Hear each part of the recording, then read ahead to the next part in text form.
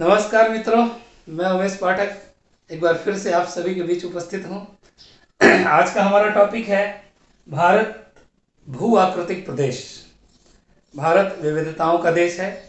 आप जानते हैं विभिन्नताओं में एकता का देश है। और इस भारत को भू आकृतिक रूप में भी, एक चूंकि बहुत बड़ा भाग है भारत, तो भू आकृतिक रूप में भी विभाजित किया गया है। और वास्तव में भू आकृतिक रूप से भी काफी विविधता वाला देश है। मूल रूप से देखें तो इसके 11% भाग पर्वतीय, 18% भाग पहाड़ी, 28% भाग लगभग पठारी और 43% भाग मैदानी है। तो इस तरह से भारत में चारों प्रकार की भू आकृतियां पाई जाती हैं। और ये जो व्यवस्थाएं हैं उनके आधार पर भी भारत काफी विविधताओं वाला भू आकृतिक आधार पर बनता है। भारत को उसके भौतिक एवं भौगोलिक दृष्टिकोण से 4 भागों में बांटा गया है, जो अपनी विशेषताओं से के कारण एक दूसरे से काफी पृथक पृथक और भिन्न भिन्न हैं।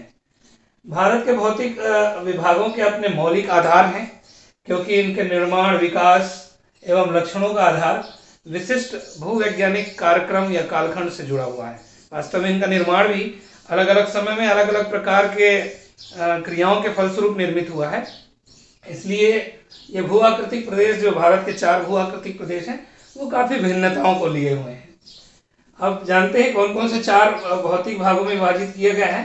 पहला भाग है उत्तरी पर्वतीय प्रदेश, जो भारत के उत्तर में स्थित है। दूसरा है प्रायद्वीपीय पठार, जो लगभग मध्य में स्थित है। तीसरा है उत्तर भारत का मैदान, ये प्रायद्वीपीय पठार और उत्तरी पर्वतीय प्रदेश के मध्य में स्थित है। और चौथा है समुद्र तटीय मैदान और द्वीप समूह, समुद्र के किनारे बसा हुआ जो तट है वो, और उससे लगा हुआ जो द्वीप समूह है भारत के, ये। तो इस तरह से इसको 4 भागों में भारत के भौगोलिक जो भू आकृतिक प्रदेश है उनको विभाजित किया जाता है। आइए हम इसके संबंध में थोड़ा सा विस्तार से पढ़ते हैं। पहला टॉपिक है हमारा उत्तर पर्वतीय प्रदेश। भारत के उत्तर में हम जानते हैं हिमालय जैसा एक दृढ़ पर्वत स्थित है। और ये हमारे भारत का सौभाग्य है कि हमें एक ऐसा भू आकृतिक प्रदेश मिला है, उच्च पर्वतीय प्रदेश मिला है, जो भारत के न केवल आर्थिक बल्कि सामाजिक, सांस्कृतिक सभी तरीकों से भारत के लिए एक गौरव का विषय है। तो ये उच्च पर्वतीय प्रदेश जो है वो पश्चिम में जम्मू कश्मीर से लेकर पूर्व में अरुणाचल प्रदेश तक लगभग 2500 किलोमीटर, ये भारतीय क्षेत्रफल की बात कर रहे हैं, भारत के क्षेत्र में लगभग 2500 किलोमीटर की लंबाई तक यह विस्तृत है, फैला हुआ है। पूर्व में लगभग इसकी चौड़ाई 200 किलोमीटर है, जबकि पश्चिम में इसकी चौड़ाई अधिक है, ये लगभग 500 किलोमीटर से अधिक चौड़ाई वाला है। तथा इसकी औसत ऊंचाई लगभग 6000 मीटर माना जाता है। आप हिमालय के बारे में जानते हैं, हिमालय दुनिया के सबसे ऊंचे चोटियों वाला पर्वतीय भाग माना जाता है, और इसका लगभग औसत ऊंचाई 6000 मीटर के करीब है। प्लेट विवर्तनिकी सिद्धांत के अनुसार हिमालय का निर्माण टेथिस सागर के अवसादों से तथा अंगारा एवं गोंडवाना लैंड के प्लेटों के आपस में टकराने से हुआ है। हमने प्लेट विवर्तनिकी सिद्धांत पढ़ा है, और वो कहता है कि पहले यहाँ पर एक जलीय भाग था जिसको टेथिस सागर कहते हैं। धीरे धीरे इस टेथिस सागर में अवसादों का जमाव होता गया, और जैसे हमने महाद्वीपीय विस्थापन सिद्धांत में पढ़ा है कि 2 भाग जो यूरेशिया के थे, एक अंगारा लैंड, एक गोंडवाना लैंड, ये दोनों आपस में एक दूसरे की ओर खसकते गए, जुड़ते गए, प्लेट में उसके आपस में टकराने की प्रक्रिया हुई। तो जो टेथिस सागर का बीच का भाग था, उनमें जो अवसाद जमा था, वो दोनों के टकराने के कारण वलन हुआ, उनपे मोड़ पैदा हुई, और उस मोड़ से ये हिमालय पर्वत का निर्माण हुआ। ऐसा महाद्वीपीय विस्थापन सिद्धांत और प्लेट विवर्तनिकी सिद्धांत दोनों में बताया गया है। हिमालय को एक नवीन वलित पर्वत मानते हैं, क्योंकि इसका निर्माण काफी बाद में हुआ, टर्सरी काल में हुआ, जिसका निर्माण अल्पाइन भू संचलन के तहत टर्सरी काल में हुआ है, इसलिए इसको नवीन वलित पर्वत कहते हैं। इसको प्रारंभिक रूप से 3 भागों में अध्ययन के दृष्टिकोण से बांटा गया है। पहला हिमालय पर्वतीय प्रदेश, दूसरा ट्रांस हिमालय, और तीसरा है पूर्वांचल की पहाड़ियां। आइए इनके बारे में जानते हैं। हिमालय पर्वतीय प्रदेश, इसमें वृहद या आंतरिक हिमालय, लघु या मध्य हिमालय तथा बाह्य हिमालय या शिवालिक हिमालय श्रेणी शामिल होते हैं। वास्तव में ये तीनों समानांतर हिमालय में फैले हुए हैं और इनको 3 अलग अलग भागों में बांटा गया है, जिसमें वृहद या आंतरिक हिमालय, लघु या मध्य हिमालय और तीसरा बाह्य या शिवालिक हिमालय शामिल है। वृहद या आंतरिक हिमालय, इसे हिमाद्री, मुख्य हिमालय या बर्फीला हिमालय भी कहते हैं। हिमाद्री इसलिए कहते हैं कि ये हिम से, इसका बहुत बड़ा भाग हिम से ढका हुआ है, इसलिए इसको हिमाद्री कहते हैं। मुख्य हिमालय चूंकि एक बड़ा भाग है ये, इसलिए इसे मुख्य हिमालय भी कहते हैं। और बर्फीला हिमालय वही कारण है, काफी बर्फों से ढका हुआ है, ग्लेशियर से बना ढका हुआ है, इसलिए इसको बर्फीला हिमालय भी कहते हैं। यह कश्मीर में सिंधु नदी से अरुणाचल में ब्रह्मपुत्र नदी के मोड़ तक फैली हुई है। पूरा विस्तार है इसका, सिंधु नदी के पास से शुरू होता है और यह अरुणाचल प्रदेश में ब्रह्मपुत्र नदी का मोड़, जिसको हम कहते हैं नामचा बरवा, उस स्थान तक यह फैला हुआ है। विश्व की सर्वाधिक ऊंची चोटियां, याद रखिएगा, विश्व में जितनी भी सर्वाधिक ऊंची चोटियां हैं उनमें काफी ऊंचे, जो टॉप लिस्टेड कहा जाए, वो चोटियां यहाँ स्थापित हैं, जिसमें सबसे बड़ा माउंट एवरेस्ट है, 9948 मीटर जिसकी ऊंचाई हम पढ़ते हैं। K2 जिसको गॉडविन ऑस्टिन भी कहते हैं। मूलतः माउंट एवरेस्ट नेपाल में स्थित है, ये भारत के अंतर्गत नहीं आता और हिमालय के अंतर्गत आता है, इसलिए इसका अध्ययन कर रहे हैं। K2 या गॉडविन ऑस्टिन भारत की सबसे ऊंची चोटी मानी जाती है। कंचनजंगा, मकालू, धौलागिरी, नंदा देवी, नंगा पर्वत, अन्नपूर्णा, ऐसे और बहुत सारे ऊंची चोटियां इस वृहद या आंतरिक हिमालय में स्थित है। थोड़ा सा प्रश्न उठता होगा दिमाग में कि चूंकि ये भारत से बाहर की ओर स्थित है तो इसको आंतरिक हिमालय क्यों कहा जाता है। तो वास्तव में इस हिमालय का वर्गीकरण हम केवल भारत के दृष्टिकोण से नहीं करते, बल्कि इसका जब अध्ययन करते हैं तो हम इसको एशिया के दृष्टिकोण से अध्ययन करते हैं। तो एशिया के दृष्टिकोण से ये आंतरिक भाग हो जाता है, इसलिए उसको आंतरिक, और जो निचला भाग है उसको बाह्य हिमालय, ऐसा उस उपनाम से पढ़ा जाता है। तो कृपया इसको ध्यान रखेंगे। तो ये बहुत सारी ऊंची चोटियों को अपने आप में धारण किए हुए हैं, ग्लेशियर्स वाला है, बर्फीला है, हिमाद्री है, ये इसकी प्रमुख विशेषता है। दूसरा, लघु या मध्य हिमालय। वृहद हिमालय के दक्षिण में 80 से 100 किलोमीटर चौड़ाई में, 80 से 100 किलोमीटर चौड़ाई में तथा 3700 से 4500 मीटर की ऊंचाई के साथ यह भाग विस्तृत है, लघु या मध्य हिमालय। पीर पंजाल, धौराधर, नाग टिब्बा, महाभारत, ये प्रमुख श्रेणियां हैं जो यहाँ पर व्याप्त हैं, पाए जाते हैं। हिमालय के समस्त हिल स्टेशन, याद रखिएगा, लघु या मध्य हिमालय की जो विशेषता है उसमें सबसे महत्वपूर्ण बात यही है कि हिमालय में पाए जाने वाले समस्त हिल स्टेशन जो स्वास्थ्य के दृष्टिकोण से काफी स्वास्थ्यवर्धक होते हैं, विभिन्न प्रकार के डॉक्टरों द्वारा निर्देशित किए जाते हैं कि आप स्वास्थ्य लाभ लेने के लिए हिल स्टेशन पे जाएं, कुछ समय बिताएं। तो हिमालय के समस्त हिल स्टेशन जैसे शिमला है, मसूरी है, दार्जिलिंग है ना, इस तरह से और भी जो भी गुलमर्ग हैं, ये सब इसी स्थान पर स्थापित हैं, रहते हैं। और मूल रूप से दो जो बड़ी घाटियां हैं, एक नेपाल में काठमांडू घाटी और दूसरा कश्मीर घाटी, ये दोनों घाटियां भी लघु या मध्य हिमालय में ही स्थित है। तीसरा है शिवालिक श्रेणी या बाह्य हिमालय, जो भारत से पहले नंबर पर, यदि हम भारत से देखें पहले नंबर पर जो पड़ता है वो है शिवालिक श्रेणी। लघु श्रेणी के दक्षिण में स्थित इसका विस्तार पंजाब के पोटवार पठार से कोसी नदी तक विस्तृत है।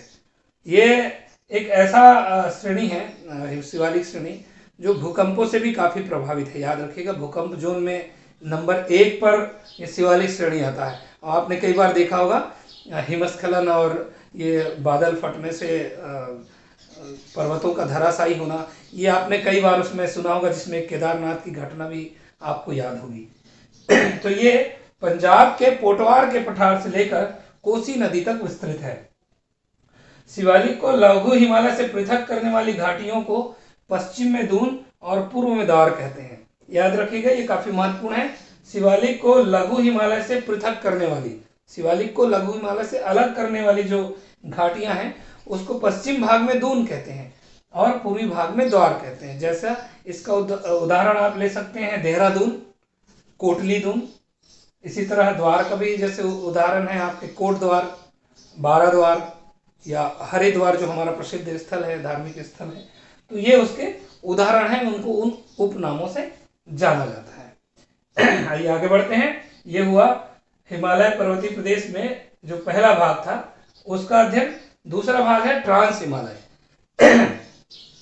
ट्रांस हिमालय वास्तव में महान हिमालय जो जिसको है उसके उत्तर में स्थित भाग है।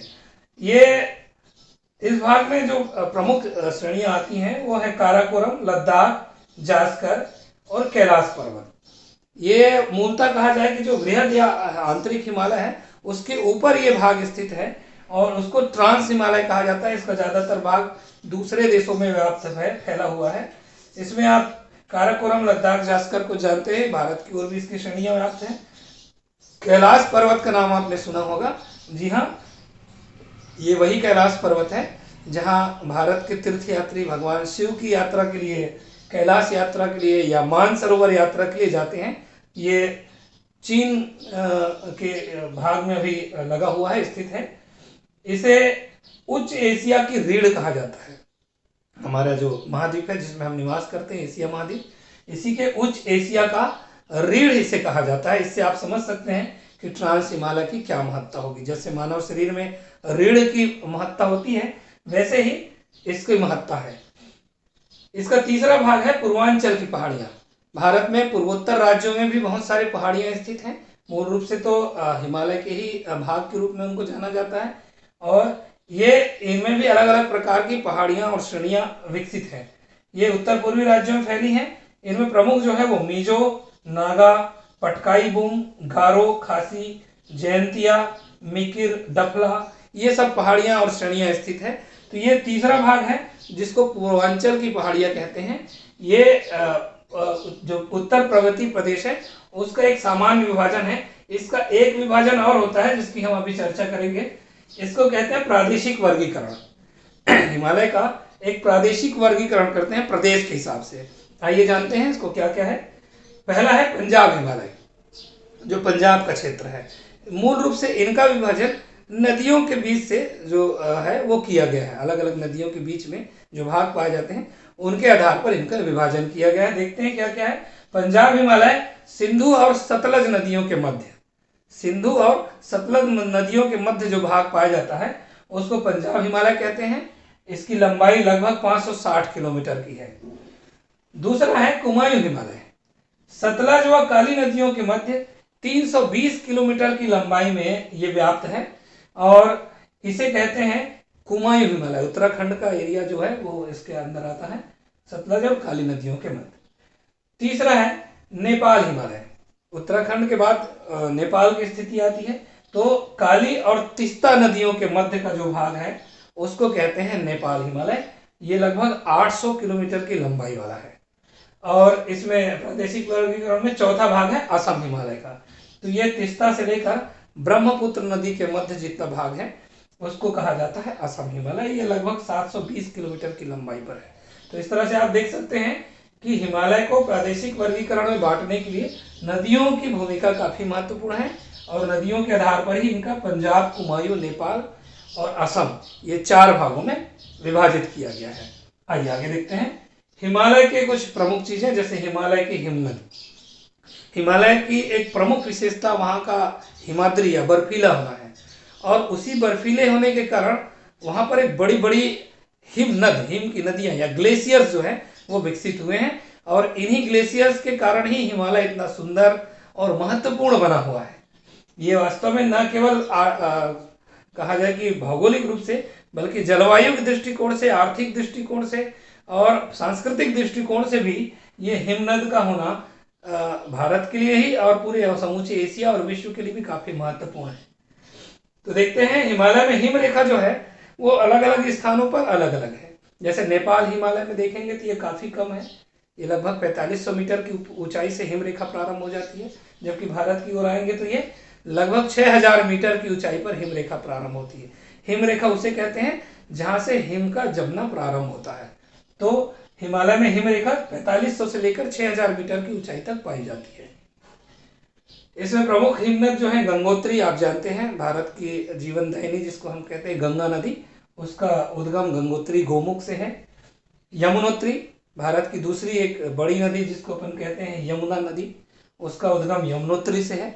सियाचिन आप जानते हैं दुनिया का, विश्व का सबसे ऊंचा बैटल फील्ड, लड़ाई का मैदान सियाचिन को माना जाता है। ये काफ़ी ऊंचाई पर स्थित है और यहाँ पर हमारे जवान दिन रात देश की सेवा में अपना जी जान लगाए हुए रहते हैं। इसी तरह से बालतोरो, हिस्पार, हिनारची, बियाको और भी बहुत सारे काफ़ी संख्या में जो हिमालय में हिमनद हैं। ये कुछ प्रमुख हिमनदों के नाम मैंने आपको बताए हैं। हिमालय के प्रमुख दर्रे, एक पर्वतीय क्षेत्र में एक पर्वत से दूसरे पर्वत की ओर जाने के लिए कुछ नेचुरल रास्ते बने होते हैं, प्राकृतिक मार्ग। उन्हीं प्राकृतिक मार्गों को दर्रे के नाम से जाना जाता है। तो ये प्रमुख दर्रे जो हैं वो हिमालय में बहुत सारे दर्रे पाए जाते हैं। उनमें कुछ प्रमुख दर्रे आपको बता रहा हूँ मैं। बुर्जिल, जोजिला, काराकोरम, सिपकिला, जेलेपला, नाथुला, माना और नीति दर्रा जिससे हम मानसरोवर की यात्रा पर जाते हैं, रोहतांग दर्रा जहाँ व्यास नदी निकली हुई है, ये कुर्रम, खैबर, बोलन, ये कुछ प्राचीन दर्रे हैं जिन पर ऐतिहासिक रूप से आक्रमण या मंगोलों के आक्रमण के समय की भी जानकारियाँ इनसे मिलती है, खैबर दर्रा वगैरह। तो ये काफ़ी पुराने दर्रे और कुछ नए दर्रे हैं जिनके माध्यम से हम हिमालय के विभिन्न स्थानों तक पहुंच पाते हैं। ये वास्तव में प्राकृतिक मार्ग है। इसी का आगे कड़ी है हिमालय की नदियाँ। इतनी सारी जहाँ पर ग्लेशियर्स हैं, हिम नदी हैं, स्वाभाविक है वहाँ पर नदियाँ भी होंगी। और हिमालय की नदियाँ भारत के दृष्टिकोण से काफ़ी महत्वपूर्ण है। ऐसा इसलिए है क्योंकि ये हिम नदियों से निकलती है, इसलिए सदा नीरा रहती हैं। सदा नीरा कहने से तात्पर्य है हर समय इसमें जल बहते रहते हैं, आते रहते हैं, प्राप्त होते रहते हैं। यही इसकी सबसे बड़ी खूबी है। बहुत बड़े और प्रमुख नदियाँ हिमालय से निकलती हैं जो उत्तर भारत के बृहद मैदान को सिंचाई करती हैं। और उत्तर भारत का बृहद मैदान आज इतना घना बसा हुआ है और आर्थिक रूप से सुदृढ़ है या सांस्कृतिक पर्यटन के रूप से सुदृढ़ है, उसके पीछे हिमालय की नदियों का प्रमुख भूमिका है। प्रमुख नदी देखते हैं। सिंधु नदी उसके सहायक नदियां हैं काफ़ी, उसमें सतलज, रावी, चिनाब, व्यास, झेलम ये प्रमुख नदियां हैं जो उत्तर में बहती हैं।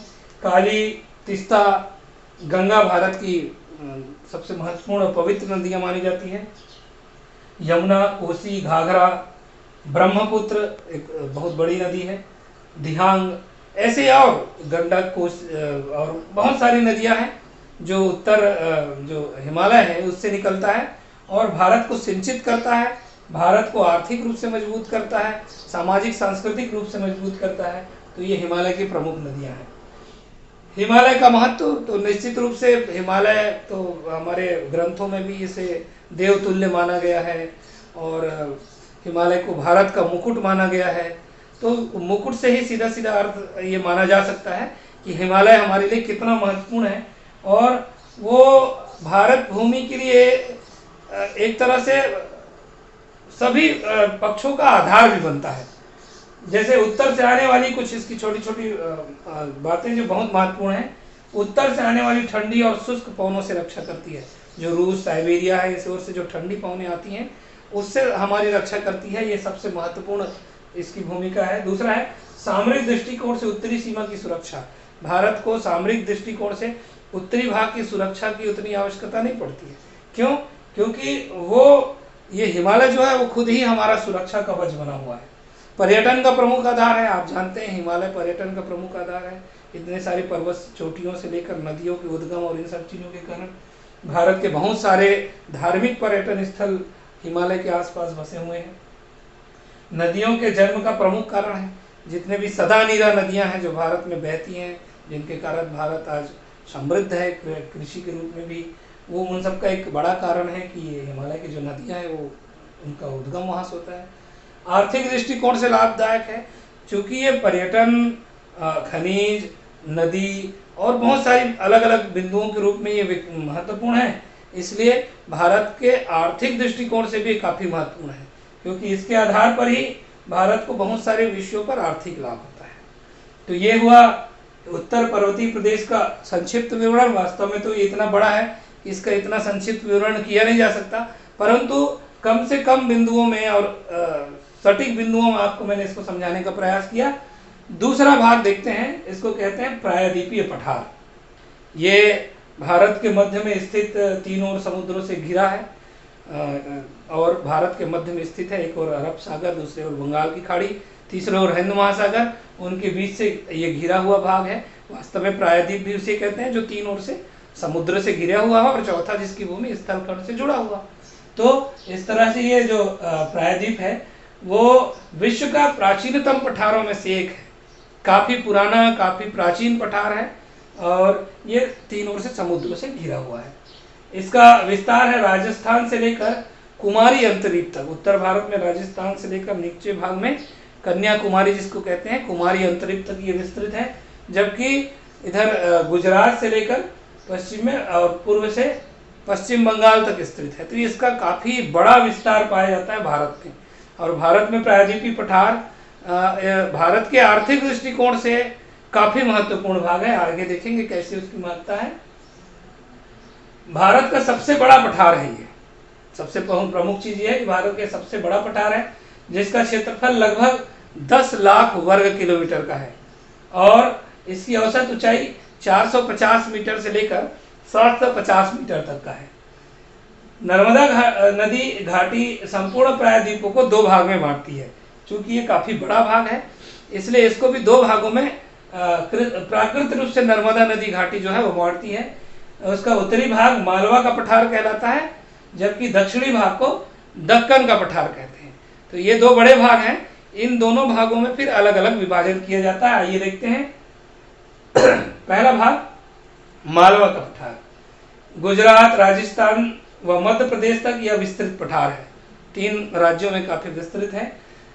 नदियों के प्रवाह के कारण अलग अलग जगहों में टूट टूट कर अलग हो गया है, इसलिए फिर इसको और अलग अलग छोटे छोटे नामकरण से जाना जाता है। इनकी औसत ऊंचाई है 450 से 600 मीटर तक। इनकी औसत ऊंचाई 450 से 600 मीटर तक की है। मालवा के पठार के अंतर्गत छोटे छोटे अलग अलग भाग आते हैं, उनको देखते हैं। जैसे बघेलखंड का पठार, आप जानते हैं उत्तर प्रदेश और मध्य प्रदेश की सीमा पर बघेलखंड और बुंदेलखंड का पठार है। इसी में विंध्याचल श्रेणी, सतपुड़ा श्रेणी, महादेव, मैकल, बाराकर, राजमहल की पहाड़ियाँ, अमरकंटक और पचमढ़ी भी, ये जो प्रमुख पहाड़ियाँ हैं विंध्याचल, सतपुड़ा, महादेव, मैकल, बाराकर और राजमहल की पहाड़ियाँ, इनमें कुछ प्रमुख पहाड़ियाँ भी स्थित हैं। जबकि अमरकंटक और पचमढ़ी दो ऐसे स्थान हैं जिसको आप जानते हैं ये हिल स्टेशन के रूप में प्रसिद्ध है। पचमढ़ी और अमरकंटक दोनों मध्य प्रदेश में हैं और ये तो पचमढ़ी तो निश्चित रूप से काफ़ी सुंदर जगह है जहाँ पर हजारों लाखों की संख्या में पर्यटक जाते हैं क्योंकि यहाँ पर नर्मदा नदी का उद्गम हुआ है। आप जानते हैं नर्मदा नदी का उद्गम अमरकंटक में हुआ है। उसके बाद है छोटा नागपुर का पठार। झारखंड व बिहार राज्य में फैला यह भाग भारत में खनिज संसाधनों का भंडार कहलाता है। आप जानते हैं छोटा नागपुर का पठार भारत में खनिज संसाधन के दृष्टिकोण से काफ़ी महत्वपूर्ण है और भारत के काफ़ी महत्वपूर्ण खनिज छोटा नागपुर के पठार से निकाले जाते हैं। तो ये झारखंड और बिहार राज्य में फैला हुआ है, संसाधनों का भंडार कहलाता है, खनिज संसाधनों का। इसकी औसत ऊंचाई लगभग 760 मीटर के करीब है। इसमें अगला भाग है अरावली की पहाड़ियाँ। यह विश्व का सबसे प्राचीनतम पर्वत श्रेणी है। विश्व में सबसे प्राचीनतम पर्वत श्रेणी में जो स्कैंडिनेविया जो पर्वत आते हैं, स्कैंडिनेवियन पर्वत, उनके समकक्ष जो है उनसे बल्कि पुराना भी अरावली की पहाड़ियों को माना जाता है। ये इसे एक अवशिष्ट पर्वत कहते हैं। अवशिष्ट पर्वत से कहने का तात्पर्य है एक ऐसा पर्वत जो काफ़ी लंबे समय निर्माण होने के कारण अपरदन अपक्षय की प्रक्रियाओं से जूझता हुआ उसका काफ़ी हिस्सा कट छट गया हो तो उसे अवशिष्ट यानी बचा हुआ, इसलिए उसको अवशिष्ट पर्वत कहते हैं। इसका लगभग दिल्ली से अहमदाबाद तक लगभग 1100 किलोमीटर की लंबाई पर यह अरावली पर्वत व्याप्त है। गुरु शिखर यहाँ की सबसे ऊंची चोटी है, आप जानते हैं। और माउंट आबू एक प्रमुख पर्यटन स्थल है। जैन धर्म मतावलंबियों के लिए भी काफ़ी महत्वपूर्ण स्थान है माउंट आबू। तो ये अरावली पर्वत श्रेणी का प्रमुख विवरण। इसके अलावा मालवा के पठार में उत्तरी पश्चिमी राजस्थान या थार का मरुस्थल भी शामिल होता है। उत्तरी पश्चिमी राजस्थान या थार कमरुस्थल का भाग जो है वो मालवा के पठार में शामिल होता है। इसी के अंतर्गत बूंदी की पहाड़ियां, ये भी उसका एक भाग है। तथा गुजरात में आप जाएंगे तो सौराष्ट्र और कच्छ करण भी इसके भाग हैं। सौराष्ट्र कच्छ करण आप जानते हैं भारत की सबसे निम्न भूमि मानी जाती है कच्छ करण। एक ऐसा स्थान जहां पर नमकीन दलदल पाए जाते हैं, नमक के दलदल पाए जाते हैं, और ये भी सामरिक दृष्टिकोण से काफ़ी महत्वपूर्ण है क्योंकि ये पाकिस्तान से लगा हुआ क्षेत्र है और यहाँ पर भी हमारे जवान मुस्तैदी से देश की रक्षा में अपना योगदान दे रहे हैं, अपना समर्पण कर रहे हैं। तो ये हुआ मालवा का पठार। और दूसरा भाग है दक्कन का पठार। ज्वालामुखी क्रियाओं से निर्मित यह पठार लगभग 5 लाख वर्ग किलोमीटर में आता है। याद रखिएगा, दक्कन का पठार मूल रूप से ज्वालामुखी क्रिया के फलस्वरूप से निर्मित हुआ है और ये लगभग 5 लाख वर्ग किलोमीटर तक व्याप्त है। लावा का पठार पूर्वी पश्चिमी घाट, कर्नाटक व तमिलनाडु के पठार इसके अंतर्गत आते हैं। ये जो दक्कन का पठार है उसके अंतर्गत इनका विभाजन है। देखते हैं, दक्कन या लावा का पठार पहला भाग है। ये मध्य प्रदेश, कर्नाटक व महाराष्ट्र में व्याप्त है। मध्य प्रदेश, कर्नाटक व महाराष्ट्र में व्याप्त है। काली मिट्टी, उपजाऊ मिट्टी के लिए काफी प्रसिद्ध है ये। इसमें भारत में जो कृषि होती है, खासकर कपास की खेती होती है, उसके लिए काफी विख्यात है ये स्थान। दक्कन का जो लावा का पठार है, इसमें तापी नदी के दक्षिण में ये त्रिभुजाकार रूप में, ताप्ती नदी के दक्षिण में त्रिभुजाकार रूप में ये फैला हुआ है। इसको दक्कन या लावा का पठार कहते हैं। दूसरा है पूर्वी घाट।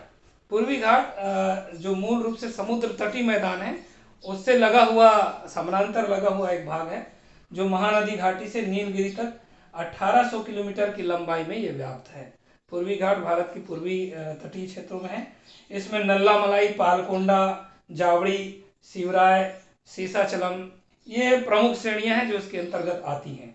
तो ये पूर्वी घाट है। दूसरा पश्चिमी घाट है, सह्याद्री पहाड़ियों के नाम से विख्यात। इसका विस्तार महाराष्ट्र से कुमारी अंतरीप तक है।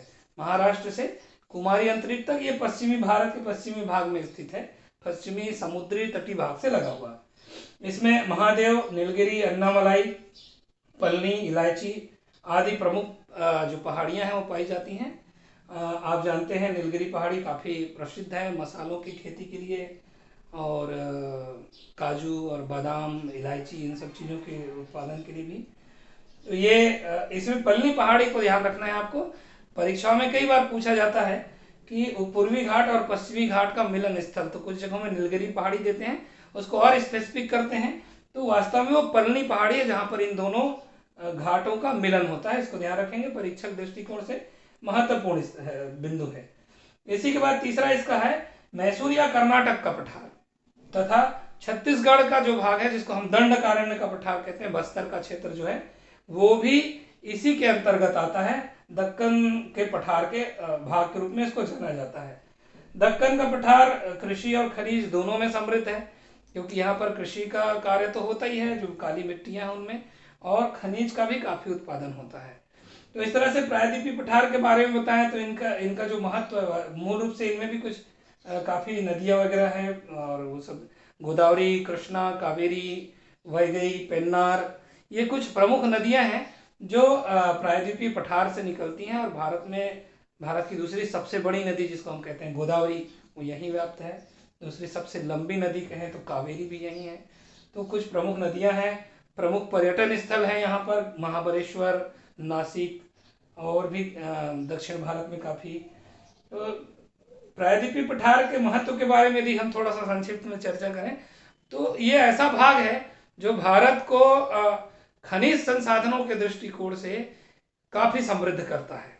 मूल रूप से कहा जाए कि भारत का अधिकांश खनिज जो है प्रायद्वीपीय पठार से ही प्राप्त होते हैं और उसके कारण ये खनिजों और खनिजों के कारण औद्योगिक विकास के दृष्टिकोण से प्रायद्वीपीय पठार काफ़ी महत्वपूर्ण है। यहाँ पर काफ़ी नदियाँ पाई जाती हैं, नदियों में जलप्रपात हैं और कुछ स्थानों पर जल विद्युत क्षमता भी विकसित की गई है। पर्यटन के दृष्टिकोण से भी काफ़ी महत्वपूर्ण स्थान यहाँ स्थित हैं और भारत का लगभग मध्य भाग ये है, तो काफ़ी जनसंख्या भी यहाँ पर रहती है, निवास करती है। तो इस दृष्टिकोण से प्रायद्वीपीय पठार का भी भारतीय जो भू आकृतिक प्रदेश है उसमें काफ़ी महत्व है, काफ़ी महत्वपूर्ण स्थान रखता है। और इसके बाद हम तीसरा और चौथे भाग में जाएंगे, जिसको कहते हैं उत्तर भारत का मैदान और समुद्र तटीय व द्वीप समूह।